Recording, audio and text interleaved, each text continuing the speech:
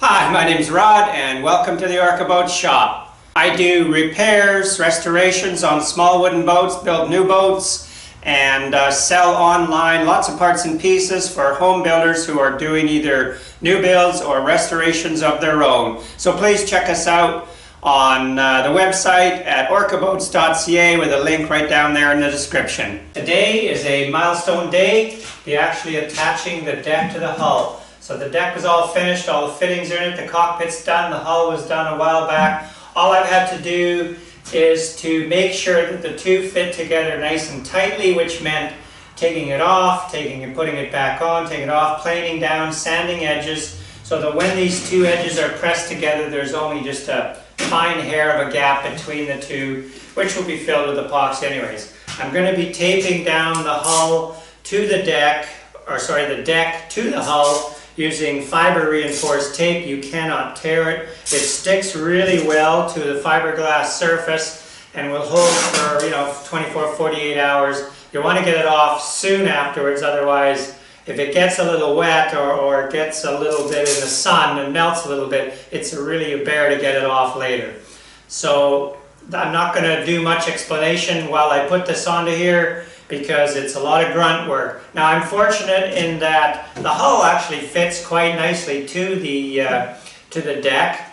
Sometimes, you take the hull off of the forms and you leave it in some stands, it sits in the hot sun, or maybe it hasn't cured fully and when you've taken the forms out and they misshape, and then you glass the inside and it's held that shape, and it becomes harder and harder for them to fit together. So I've had boats where it's a real struggle to either push the hull out or push the deck in to make them to them mate. But this one is going to be a lot easier than some of the other ones I've done.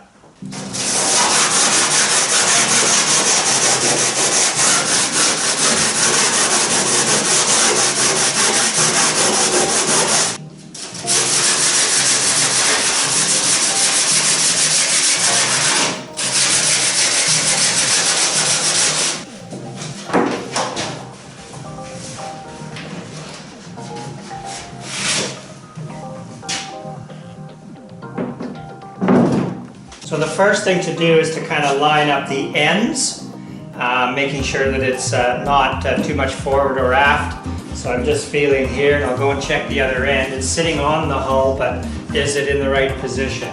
The end here is just sticking out a bit, but that's okay because I can round that over.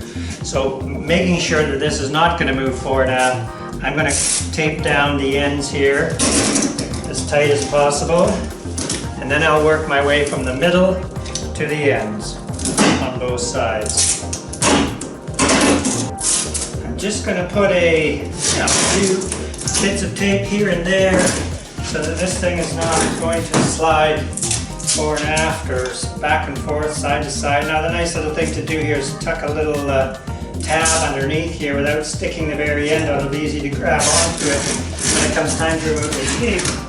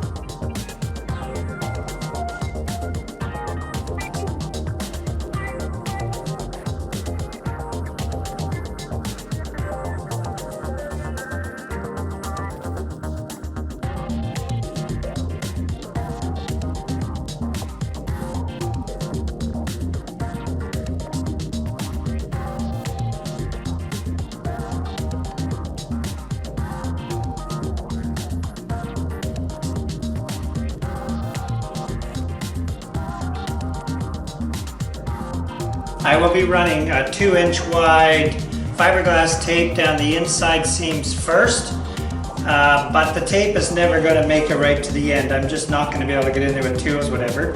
So what I like to do is actually remove the tape that's holding the deck on, and I can lift the deck up. Just stick a couple of wedges in there on either side to hold it up. And then I'm going to glue the end down with some thickened epoxy, just kind of pushed into there.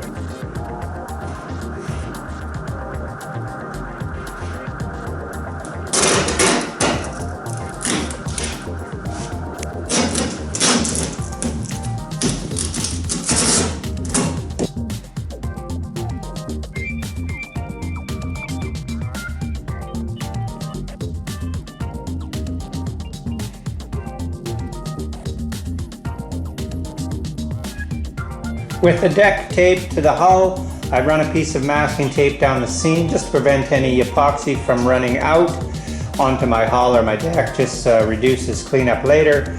And I've got a piece of 6-ounce, 2-inch wide fiberglass tape running end to end inside on one seam, and then I can wait about an hour, hour and a half, flip it over and do the other side. The tape runs about maybe up to 5 inches from either end, and I'm going to be able to access it through the cockpit and the hatches. To get the epoxy inside the seam, the simplest method that I've found over the years is to brush it in where I can. I can reach through the hatches and through the cockpit and get all the epoxy in there, but to reach way down in the end, what I've done is I have just taken a piece of dense foam, cut it, and hot glued it onto the end of an extendable painting stick, so I could almost reach both ends of the boat through the cockpit. And then I have a second piece just on a sticker. So the first will be to dip in some epoxy and push it up into the end and spread it around, making sure the tape is evenly distributed over top of the seam. And maybe I have a second one on hand that I can use to actually take out excess epoxy up in the end. So just push it in and squeeze it off, push it in, squeeze it off. So I'm going to be masking up, wearing my hat so I don't get epoxy in my hair, and I won't be able to talk through this process, so we'll just do as much as we can. It's hard to video inside the boat, but we'll be able to see inside the cockpit and some of the hatches with the camera.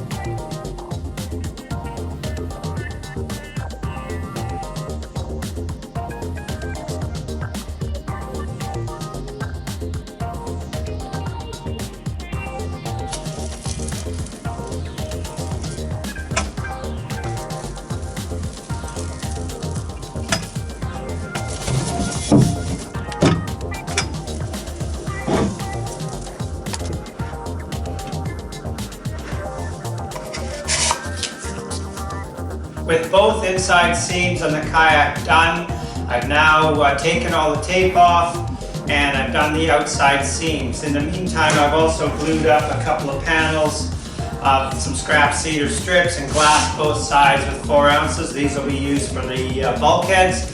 And I've made myself, from some scrap pieces on a form, a little backrest support. So this will be covered in foam and will be the backrest inside the boat. So let's take a look at the outside seams and what I've done so far. With all of that fiber tape removed, I was able to sand down the whole seam of the outside of the kayak, and then I laid down a layer of 4-ounce tape. Now I've made this tape myself, cutting it off the full roll. It's much easier to make this 4-ounce tape disappear on the outside seam. It now has 2 layers of epoxy on both sides, and now it's time. I'm going to sand it down and add a few more layers of epoxy to blend it all in.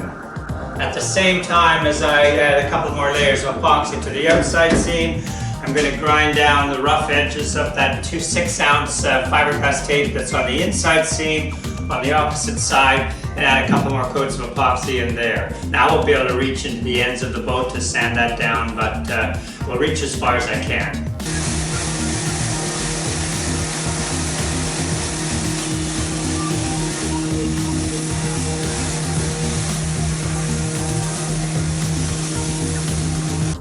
Now that the seams are completely done, sanded, blended in with several layers of epoxy, I have used patterns from some of the forms to cut out the 2 bulkheads.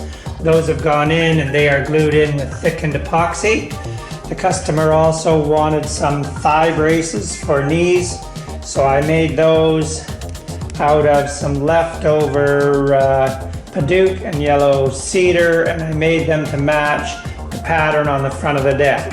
And in preparation for installing the hatch lids, I put these little hooks onto here, so I've got these little blocks to which we put a little hook. This is what the bungee cord from inside the kayak will attach to.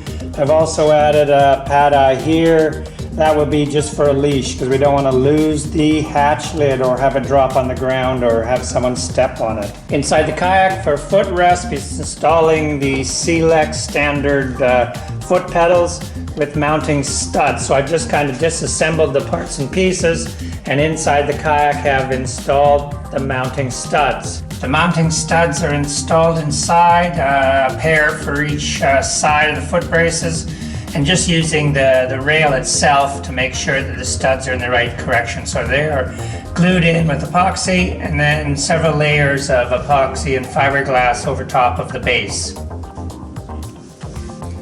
So now they've got all these small parts and bits and pieces installed inside the kayak or on the hatch lids. Everything is coated in epoxy. Everything is ready for sanding as much as I can on the inside of the boat, especially in the cockpit, and the hull and the deck on the outside, in preparation for multiple coats of marine spar varnish. And again, as always, thank you very much for watching. And hey, if you like this video, give us a thumbs up.